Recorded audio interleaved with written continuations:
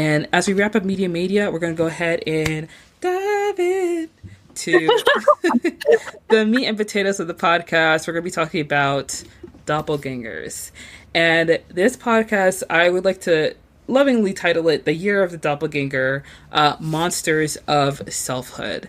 And the reason why I wanted to title it that is because it's very interesting to see how many films have been made centered around the doppelganger, because it is known as like a kind of monster of sorts, or a variation of a monster, seeing yourself in like a fractured way. But to see this trope be utilized in TV shows, in movies, in a way where it's not something that is really of an element of horror, but it's a storytelling device.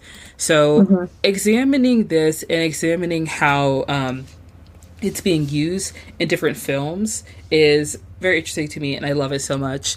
And in doing my research, I realized that the doppelganger, it represents the self-made monstrous through late capitalism's demand to optimize and market lucrative aspects of oneself, which makes sense because, as two people who are on social media, the person that you represent, or the person you kind of pretend to be online, the persona you have, can be very different from the person that you actually are. Some people, maybe they are genuinely themselves online to play up to relatability, but oftentimes people present a certain side of themselves that they don't, that they aren't in real lives.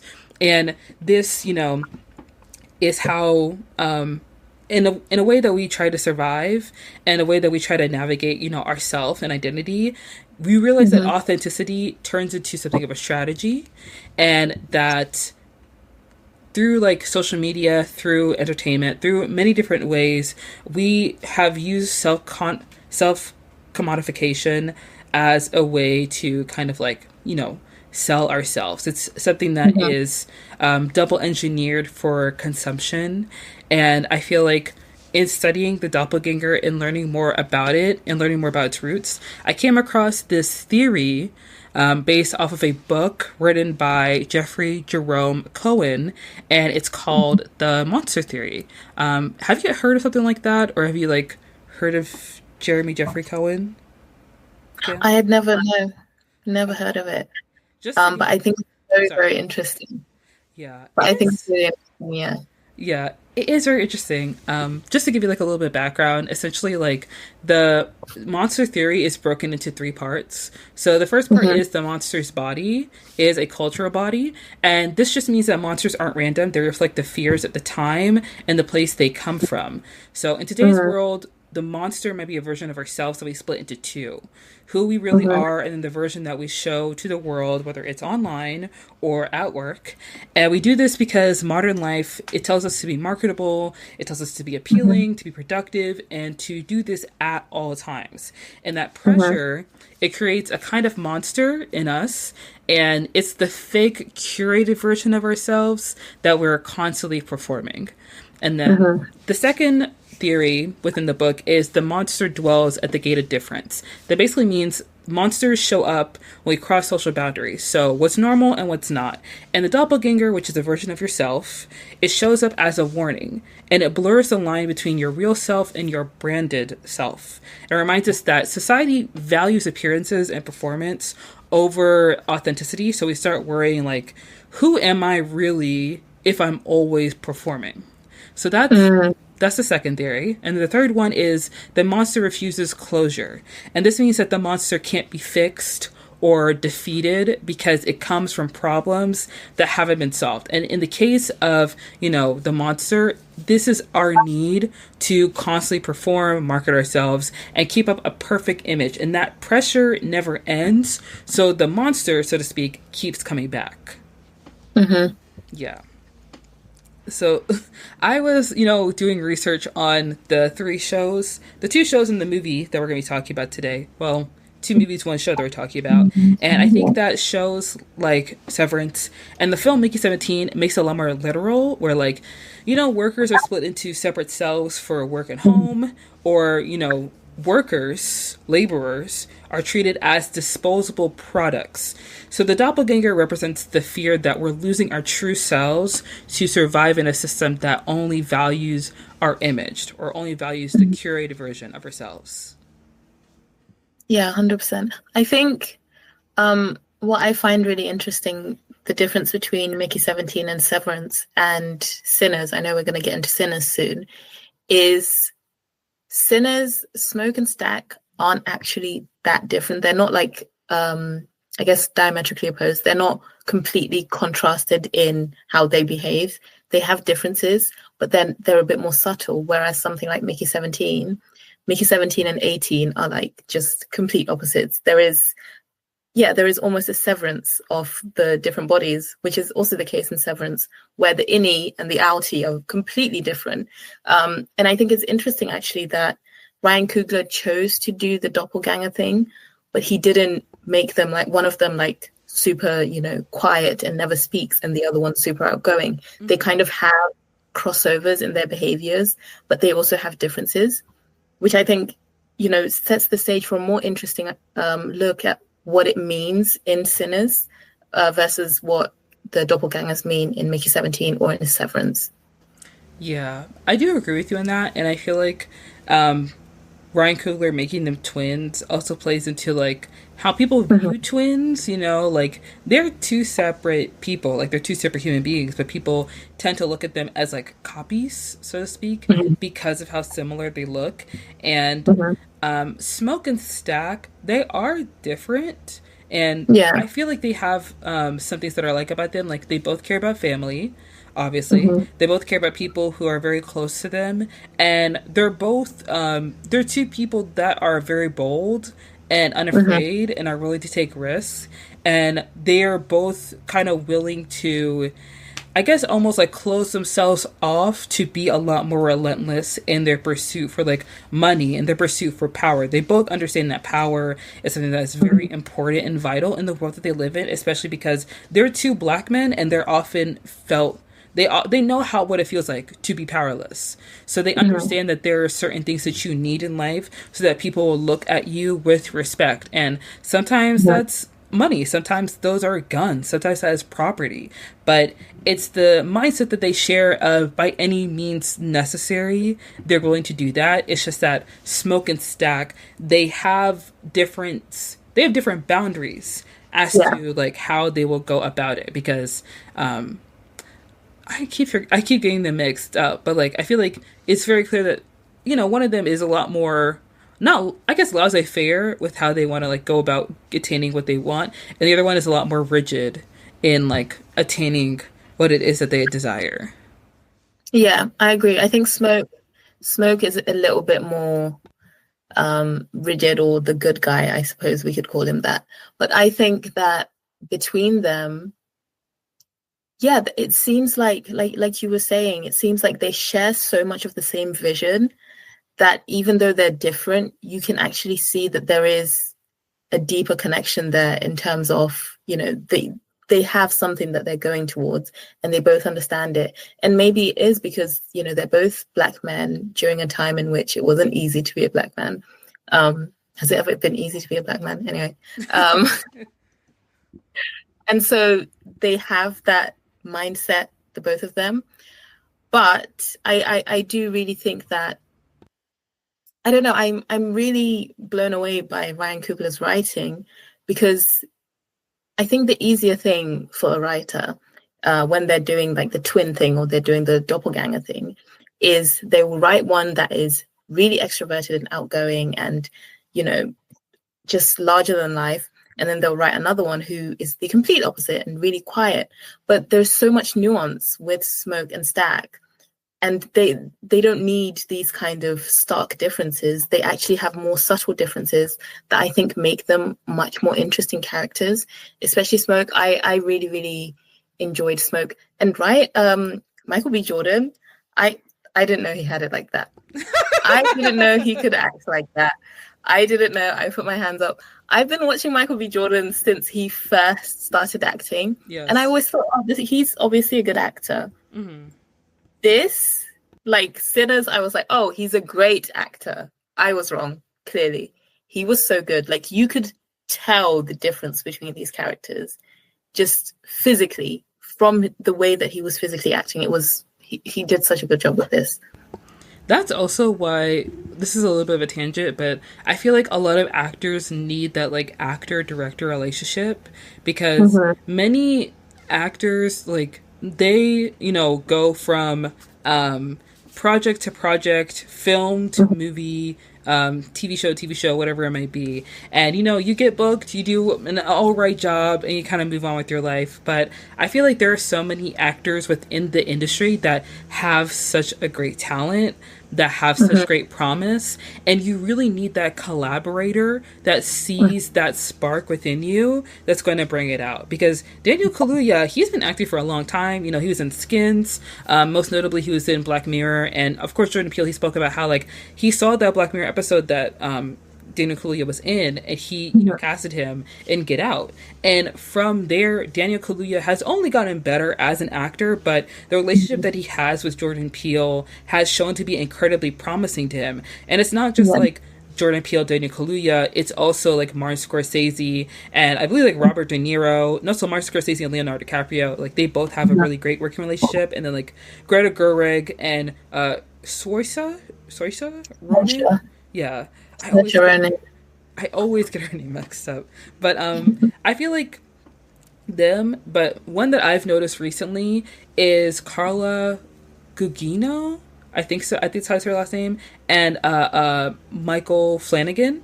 Because Carla, she has been an actress who's kind of been in like a lot of B C movies, and nothing has really Mm-hmm. stood out. But she was in his show, what is it, Midnight Mass, and then she was also Mm-hmm. in The Fall of the House of Usher, which was his last show with Netflix before cutting off that deal with Netflix and moving on to Amazon Prime.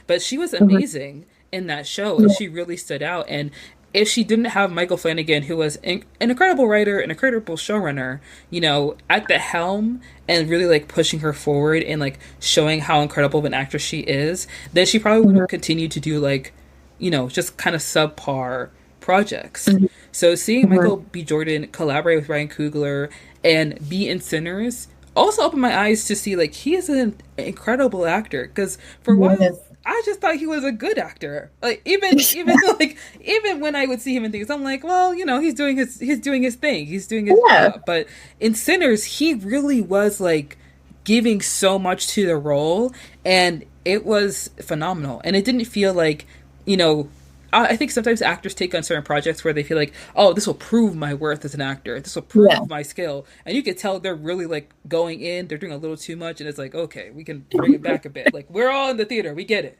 You got the job. But Michael B. Jordan really is embodying Smoke and Stack. And there are two different characters. They're nuanced. Like, it doesn't Yeah. feel like Michael B. Jordan is playing Michael B. Jordan twice. It is like Mm-hmm. watching Smoke and Stack, two twins, Mm-hmm. that have known each other for a long time, that have relied on only one another. Mm-hmm. One is, the schemer and the strategist, one is the protector and, the Mm-hmm. bodyguard and the muscle. And seeing them work together and seeing Michael B. Jordan bring those characters to life, it was really incredible to see it. Mm-hmm. Definitely. And I saw somebody asked him in an interview about, how being a director since having last worked with Ryan Coogler changed the way that he approached being on set. And he said that, some of the scenes he was looking at it through the eyes of a director. And I think that probably helped a lot because obviously they have such a strong relationship already where Ryan Coogler can trust that he has someone who's good for the job, and also Michael B. Jordan can trust he's in good hands. And you could tell that their vision somewhere along the way, it just really connected with each other, and it makes such a good film to watch. I think from obviously the casual perspective as just someone watching a film, but also looking at it from the perspective of someone who enjoys direction or who enjoys acting, there's so much to gain from it. It is chef's kiss, wonderful. I want more of them. Who is, speaking of the whole like director actor collaboration things, who do you think Emerald Fennell is collaborating with? Because I'm guessing her one is what's his name, Jacob Elordi, because she did Saltburn with him, and I think he's going to be in the adaptation of Wuthering Heights. Mm-hmm. And so I think that's a very interesting collaboration. We'll see where that one goes. We'll keep an eye on that. I have to be honest in saying that Um, I don't think Emerald Fennell is probably like one of my favorite She's directors. not mine. I really She's did. I think I really did try to give her a chance because she was, I believe, a showrunner at one point for Killing Eve, which is a show that I really, really enjoyed. But looking her back at it, I realized the reason why I enjoyed it was because Phoebe Waller-Bridge was a showrunner was at one also point. yeah. And sorry, my I, I'm so I thought sorry. that was my internet. That's fine. No, it does that sometimes. Hold on.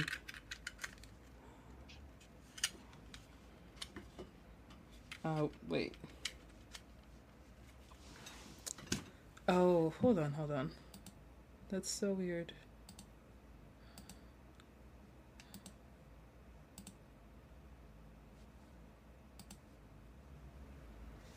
Okay, there we go. Hey, Sorry, I don't know what happened. Um, but oh my gosh, what was I saying? Oh yeah, no, not Emerald forgot again. Fennel. Emerald Fennel, yes. I really did try to give her a chance from Killing Eve and then from Promising Young Woman, which I know is a divisive film for a lot of people. And I think that, like, there are some parts of Promising Young Woman that work and that are good and have its merits. But I think that Emerald Fennel has. Um, I feel like when it comes to her writing, it's like almost there. You know what I mean? Exactly. That's exactly it. This is exactly how I felt about Promising Young Woman, about Saltburn. Yep. I think also about Barbie, although I don't. Barbie was not as close to almost being there, but potentially because she was in Barbie. That's Greta Gerwig I'm thinking of. Mm-hmm. Um, but yeah, it's like there's so much that's promising about it, and that Mm-hmm. makes me think, okay, this is going somewhere, and we could get somewhere, and then it just falls flat, and Yep. nothing. Emerald, listen, I don't want to I don't want to talk crazy about you, but this is how I feel. Yeah. I mean, But yeah, with I guess her collaborator now is Jacob, probably Jacob Elordi, isn't it? and I have to be honest in saying that I don't think that's a good collaboration because Mm, I think Jacob Elordi. I mean, I think he's a good actor. I've seen a lot of his independent films because mhm, I think that if people just watch Saltburn and Euphoria, Euphoria.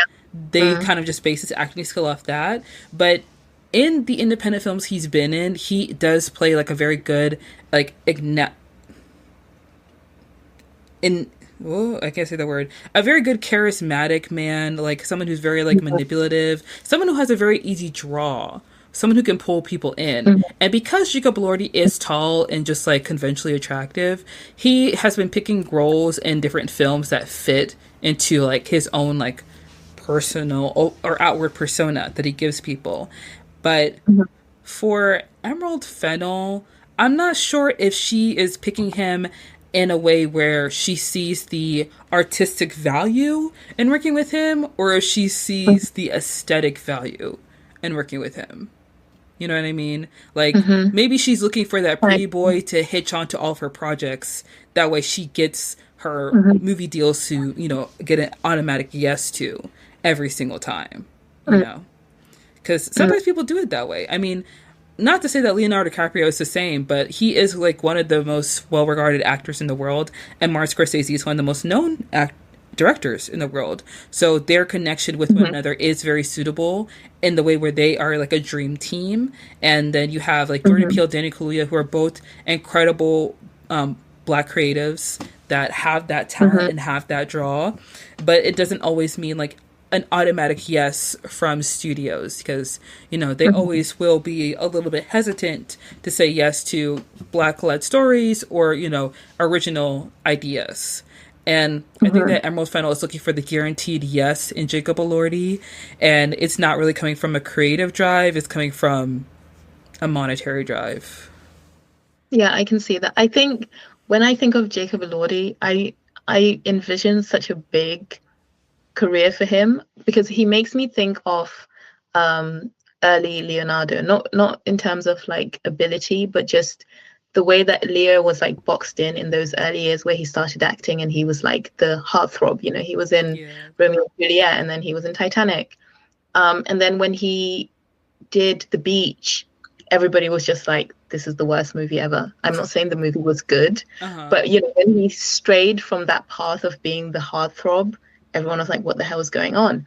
And I think Jacob Elordi, and actually I will say the same for Robert Pattinson, who I think, again, in the beginning had that very cookie cutter heartthrob, love interest kind of roles set up for him. And then he went super indie and just picked the weirdest movies and acted in those to kind of prove himself as an actor. I think Jacob Elordi needs that moment after this, because he has obviously been in other things, but because of Euphoria and because of, you know, these super big films like Saltburn that have placed him in that bracket, he needs to now just be like, go and make some super crazy film where, I don't know, like he does something wacky and he actually shows, I'm an actor and I'm good at this. Yes. And I think that Michael B. Jordan also went through that as well. Because he is an attractive man. He's a good actor. But after Fantastic Four, it was clear that a lot of actors who were in that film, they didn't find a lot of strong work. And I think I would have to refresh myself on his IMDb, but like Fruitvale Station really was the film that kind of like pushed him out as a serious actor. And I can't remember exactly when it was. It was probably sometime before or after Black Panther. He did start his own production company, and then he did create a TV show on Netflix about a very original idea. So it was clear that he had, you know, an idea of the fact that like he has box office draw. People will go see his films because he is physically attractive. So now he needs to build up, you know, some stronger credits and, you know, be able to show that he has like leadership quality so that he could be taken seriously in the pitch when he's pitching things, or, you know, be seen as more of like more than just a leading man, more than just eye candy, but like a serious actor, a serious creative, someone who is ready to kind of take Hollywood and take the reins on his career, not just filling in these like, you know, roles of the boyfriend or like, you know, the smart love interest or, you know, whatever else Michael Ealy is doing these days. You know, he wants to be more, you know, not to put down Michael Ealy. He was the first person to hit the button. I'm so sorry, sir. Yeah. Yes. But there are a lot of things that I did love about Sinners. Also, the vampires.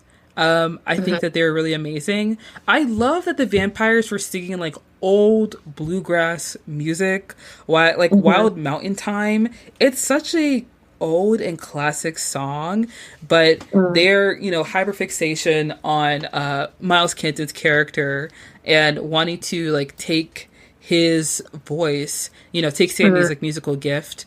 Obviously it's a play on cultural appropriation and how like white people always want to like get in on something that is not their thing, and they always want a piece of a culture that they are not privy to and that they are not a part of, but they feel like because they are seen as like an everyman, they can, you know, take whatever they want, because why would anything be restricted to them? And this sense of entitlement is like what kind of leads them to try and steal Sammy away. And I adore like the scene where not adore, but like the scene where Jack O'Connell is singing and all the vampires are like dancing around him. It was really just like incredible, because Jack O'Connell said in the interview that like he doesn't have a lot of musical gift, he doesn't have a musical ability, because Ludwig, who was the composer for Black Panther, is also the composer for Sinners. His talent and the way that he composed the scene and the way that he directed Jack O'Connell is really what brought the song to like such haunting levels. And I just had to bring that up because as a musical theater nerd, whenever I hear such good musical composition, I'm on the edge of my seat. I'm like, this is everything.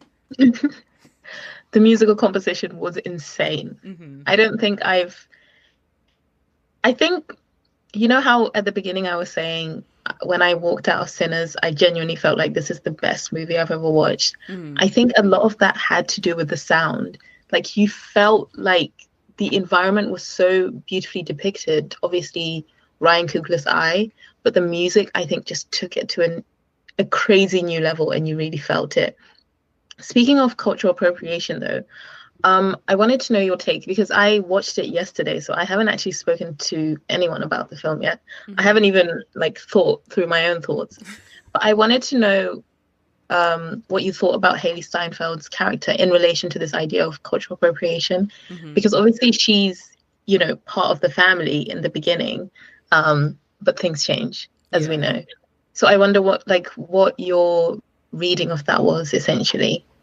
I think that Haley Steinfeld's character, it was also mentioned in the film that her grandfather is like, I think, a quarter Mhm, black. So she has a mhm, little bit of blackness in her. And it's also brought up in the film that her mother was very close to Smoke and Stack and was kind of like a grandmother to them, or like a second mother to them.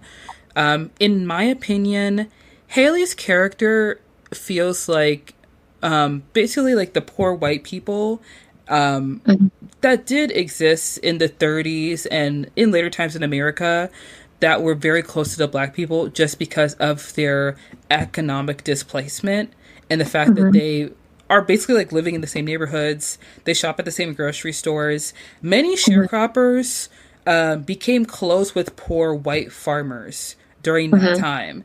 And there's another film that I watched years ago called Mudbound, directed by Dee Rees, where there is a black family that becomes close with a white family that moves near them because this white family has hit on very hard times due to the Great mhm, Depression, and this black family essentially like they start helping this white family because they say no, yes, but because of like the generational trauma and because they're white and like this family's black, they kind of have to say yes. So like the mom starts braiding the young girl's hair, the mom starts cooking the meals, starts cleaning, and the dad feels uncomfortable by this, of course, but like they can't say no to them because despite the fact that they're white and they're poor like the black family is, these white people, if they get upset, they can just call the Klan.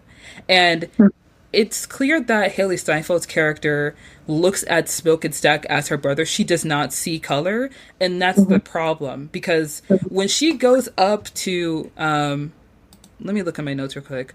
When she goes up to Stack at the train station, he is straight up just like looking every which way because there's a white woman approaching him. And mhm, Haley doesn't care the fact that she's white. She cares about the fact that Stack left, didn't say mhm, goodbye, didn't go to her mother's funeral. And mhm, it's possible that Haley Steinfeld's character does not connect it in her head that like a black man cannot go to a white funeral, girl, because some of those people are in the Klan. And despite the fact that Haley Steinfeld's character probably thinks like, oh, the Klan's gone, like the black people know the Klan is not gone. They are just mhm, saying that. They're lying. And she doesn't understand the separation between them. So when she turns and she goes back in, it does kind of speak to how comfortable white people can feel in black spaces to the point where like they don't see race and they don't acknowledge race, but that can be to black people's detriment because we have to acknowledge our race for our protection because we understand that the way we move in the world is not the way that you can move, and white mhm, people look at it as paranoia. They look at it as black people, being crazy, or like black people, being playing it too safe. When like you have to play it safe because we can't move through the world in the same way that you can. And mhm. unfortunately, she got turned and then she immediately turned Stack. Like, and then Oh, he was, that's and then Smoke was holding his dead brother in his arms. And I think that it was definitely like tough to watch. And I love that Haley Steinfeld was cast for the part because she is a beloved actress. She's a well known actress. I'm a huge Haley Steinfeld fan. Like, same. I love her. And I feel like her casting in this movie is obviously deliberate to be like, despite the fact that you may like her and that you're okay with her, and like, Mhm, even Wumney's character was like, oh no, she's family. mhm, Despite all that, she is a white woman. mhm, She does not exist in the culture in the way that we do. mhm. Yeah. And I wanted Yeah. to ask your opinion real quick.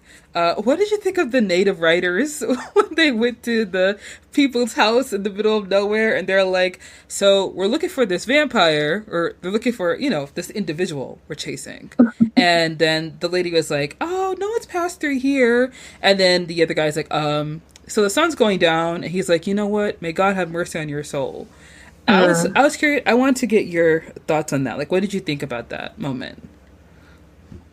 That's really interesting. I hadn't thought of that since it happened, Mm-hmm. but I think it's speaking to, the prejudice that exists with these two random white people that are living in the middle of nowhere, basically, Mm. who have trusted a stranger to come into their house. Obviously, they were hesitant at first, as you would be with any stranger, but they've trusted him seemingly on the basis that he's white. Mm-hmm. In the end, the implication is maybe not necessarily that he's white, but maybe that he appears more favorable to them than these people that come and they say, has a man come here, he's not what he seems. Mm-hmm. Because if I've let somebody into my house, literally doesn't matter what race they are, and then 10, 20 minutes later, somebody comes by and says, the person you've just let into your house is not who they seem, I'm leaving the house. Yeah. I'm Yes. leaving the house. He's leaving the house. Somebody's leaving the house. Everybody's leaving the house Mm-hmm. because clearly something is going on. But yes, they ultimately have that trust in him that they didn't have in what are they called when they came and basically told them that the guy is not who he seems. Mm-hmm. And I think there's a very similar thread running through to when Haley Steinfeld's character presumes that these people are harmless. Yeah. When she goes to Stack and she says, what if they want to spend money, what if they're just people looking to have a good night and they spend their money and you guys make money? Mm-hmm. And like you said, there is almost this disregard for the safety of Black people that Mm-hmm. comes from Haley unintentionally. I forgot her character's name in the film. I don't want to keep saying Haley, it's not Haley. Yeah. um Unintentionally, Mm-hmm. she's putting these people at danger just by being near them, Yeah. by the way, literally just by being in their proximity. Because had she not been at the Duke joint, those vampires would have been sent off and they would have spent the rest of the night outside. Mm-hmm. Because nobody in that place, not a single Black person, was going to let those people in that place. None of them. Mm-hmm. Because already they were like, what's going on? This is not safe. The same thing happens when Smoke and Shack buy their property. When they buy the property and they're buying it from a white man, immediately they sense the red flag. Mm-hmm. They're like, if you and your boys come back here, we're shooting you on sight, Mm-hmm. right? Again, that appears paranoid to somebody who's like, this guy is selling you his property. Why would he come back? But they knew he would come back, Mm-hmm. and he would come back armed and with loads and loads of people. And so it's this thing of they know what it is to exist in a Black body. They know the circumstances that surround them as Black men. And I think Haley's character poses a consistent threat to that. Even though she is family, even though she's close to them, from her implication that they should have come to the funeral, from her like walking up to Stack and, saying what she said, from everything that she was doing, it was very clear to me, at least it appeared to me that there isn't really any safety. No, let me put it this way. White people can never understand. No Mm-hmm. matter how close to you they are, no matter how close to your community they are, they're not going to understand it. And that's dangerous, ultimately, Mm-hmm. because her not understanding the situation led her to go and talk to these vampires and then come in and start killing people, Mm-hmm. which is Yeah. insane. And I wanted to ask you now, and I don't know if maybe I'm going off track, No, go ahead. with Haley's character, whose name we're going to remember. It's I don't. Mary. Mary, Yeah. that's it. With Mary and Annie, I remember Womney's character. I found it interesting that Smoke was in a relationship with this very traditionally Black Southern woman, Mm-hmm. and Tack was in a relationship with this, I guess, was in a very untraditional relationship with seemingly a white woman. Um, and their fates were very different because of these relationships. So with Smoke, Annie offers him the kind of charm that he has around his neck, which protects him. And Mm-hmm. he has to physically take it off when he's like, I'm ready to die, basically. Mm-hmm. And with Stack, Mary doesn't seem to offer him much protection. She actually seems to be the person sending him into danger. Mm-hmm. And so, yeah, I just wanted to get your thoughts on that. If you think there is something there in terms of just looking at how these relationships, especially, if we are looking at the 30s, obviously interracial relationships, dangerous, Mm-hmm. but just how Smoke and Stack's relationships completely changed their future. And Smoke could have potentially survived so much more if he kept the little charm that he had around his neck. Yeah. I think for the relationships that they have with Smoke being with Annie and Stack being with Mary, Stack, it makes sense that he's with Mary because he is very smooth and he's very charming and he knows the danger behind being with a white woman. So it's likely that their relationship was not something that people knew about because if it was, he would have not have made it to Chicago, obviously. And I think that the reason that Stack's fate is different from Smoke's is because Stack is always looking for an escape. Stack relies on the fact that his security is in his brother. Like his brother loved him and he didn't kill him. And in a way, Stack probably knew that his brother was going to kill him. And although like he knows that he should be messing around with a white woman, he knows that he can just leave town and that he won't have to face any consequences. He's someone that is slippery and can kind of get away with things. And it's the same way with, Mary, who is someone that, of course, probably grew up poor and probably didn't grow up around other white people, but she has to be aware to a certain point that her being a white woman means that she's not being treated in the same way that like Annie is being treated, or in the same way that like Jay Lawson's character is being treated. The character's name escapes me at the moment, but I feel like they both fit for one another because they know how to like sneak away. Like the fact that Smoke and Mary survived was a huge surprise at the end of the film. Did not expect that, but it also speaks to the point of how like they don't want to die, they don't want to escape, and Mary. It also, I remember when the Asian woman was like, "Oh, come on in," with the monsters. Mary was really quick to take somebody down and suck on their blood. You notice that she was not hesitant at all. So it also speaks to the fact that like, yeah, she is fine with being, part of the family and being their neighbor, but she was very quick to take Stack down with her, when she died, versus Annie, who understands what it is to be a vampire, who understands the implication that has on her soul as someone who, practices voodoo. I think it was voodoo she was practicing. So when she was turned, before that, she told Smoke, like, if I'm bit, I need you to kill me because I'm not going to be stuck on this plane living that kind of existence. Because Mary, she knows that she's part of the family, but she also knows that she's a white woman. So she's fine with living forever because her life isn't that difficult as a white woman. And Annie, understands...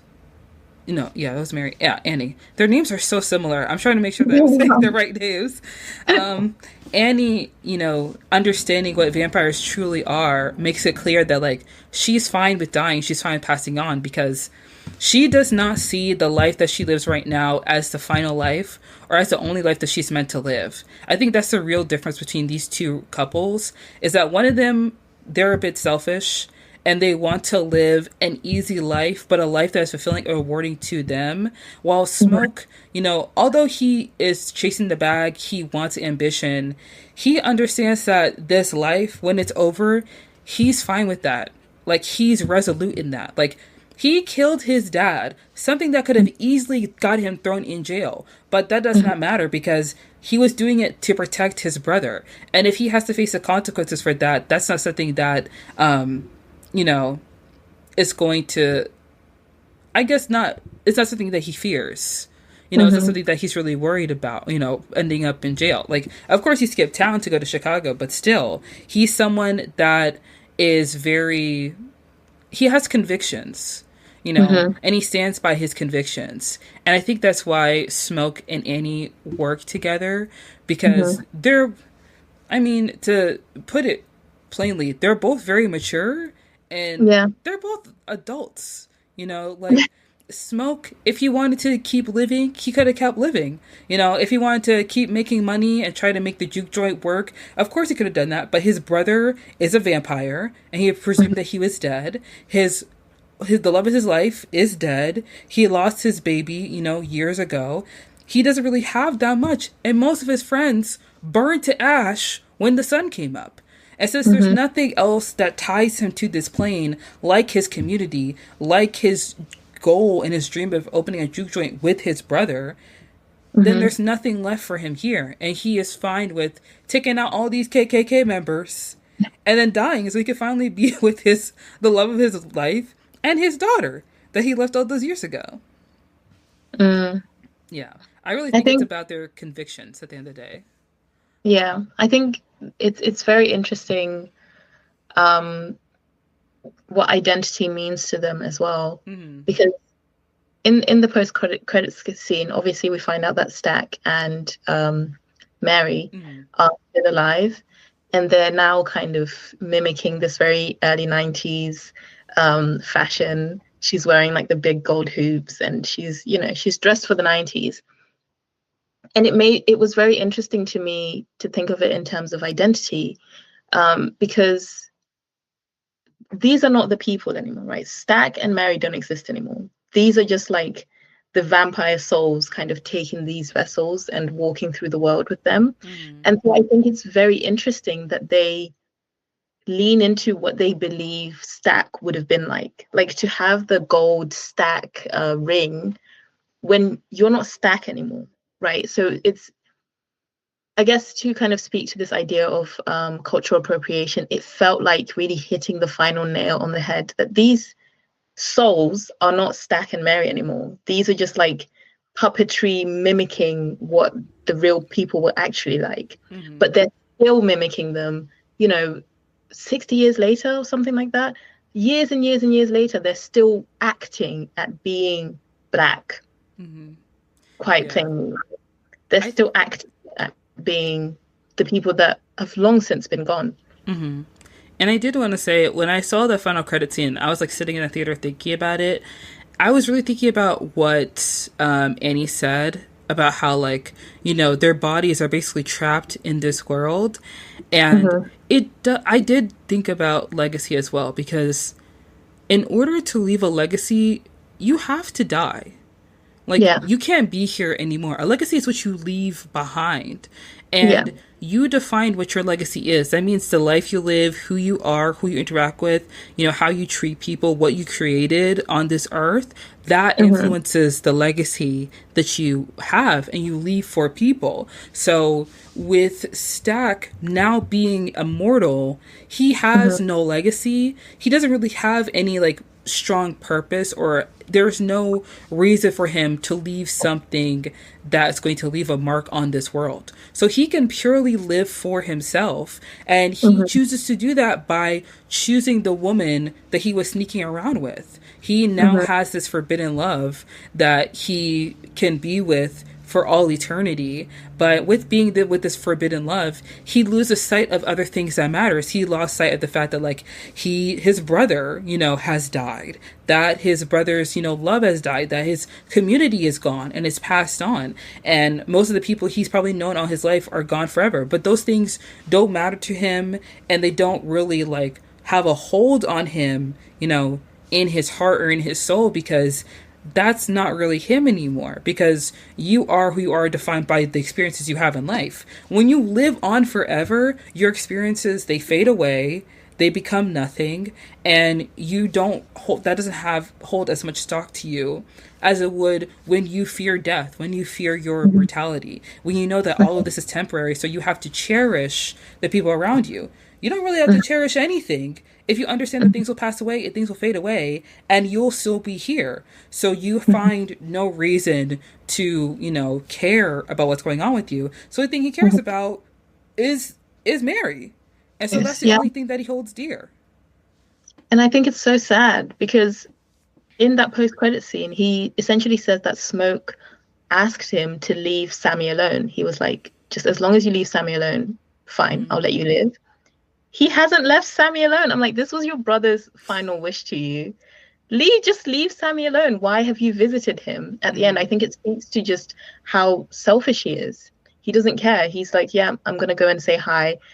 And as much as I want to believe that he just wanted to see Sammy one last time, I don't believe that's true. I think it is, this almost fear tactic to go and be like, by the way, I'm still alive. Yeah. Which doesn't make any sense. Because you didn't need to do that. And also he bought his records throughout the years. And I feel like that also speaks to like the vampires, because they wanted Sammy's musical gift because they saw just like how powerful his music was. And Stack understood that as well. And he was buying his records, he was buying his music, even the music that he didn't like. He was still, buying his music. That's probably not even the first show of Sammy's that he's been to. He's probably been to every one of his shows. So not only have you not left him alone, but you've been stalking him and like keeping an eye on him all these years. And to not even like kill Sammy or not hurt him or harm him, it doesn't mean that you haven't left him alone, because it's like you're playing the long game. You're almost like playing with your food, so to speak. And you're doing it in a way where it is very sneaky. And even if Sammy doesn't understand that he is, being watched and being hunted, it's the fact that Stack knows that he is hunting Sammy, and that's what makes it so gross and like conniving. Yeah, and it really just shows that he's not himself anymore. Because if this was your brother's final statement to you, that you should leave him alone, you would leave him alone. The real Stack would have left Sammy alone, I think. I like to think. Yeah, I do agree with you on that. And as much as I love Sinners, I do want to like move forward to the next film that we're going to be talking about today.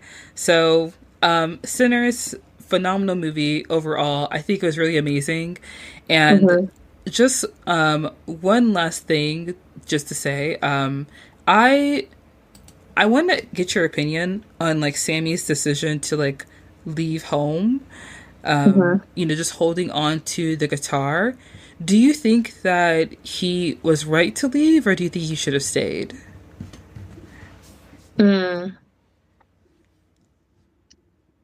It's very difficult because when Smoke and Stack return, they make it very clear that where they went, they didn't get anything there that they were missing from home.